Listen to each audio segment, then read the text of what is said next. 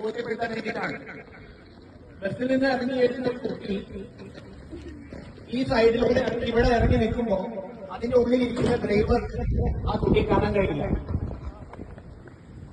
അതിനുശേഷം ഈ കുട്ടി ഇവിടുന്ന് ഇങ്ങനെ വന്ന് ഈ ബസ്സിന്റെ മുന്നിലൂടെ കയറി ഇവിടെ എത്തി ഈ ഭാഗത്ത് നിന്ന് ക്രോസ് ചെയ്യുമ്പോഴും അവിടെ ഇരിക്കുന്ന ഡ്രൈവർക്ക് ഇതിനെ കാണാൻ പറ്റില്ല.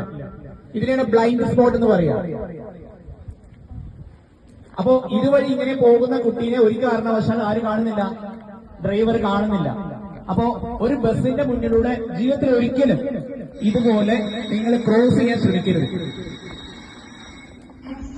മിനിഞ്ഞാന്നുണ്ടായ അപകടത്തിന്റെ വ്യാപ്തി അത്രത്തോളം വലുതാണ്. ഡ്രൈവർ കണ്ടില്ല, കുട്ടീനെ ബസ് ഇടിച്ചിടുകയും അതിന്റെ ഫ്രണ്ട് ടയർ കയറി ആ കുട്ടിയുടെ മുകളിൽ കൂടെ കയറി.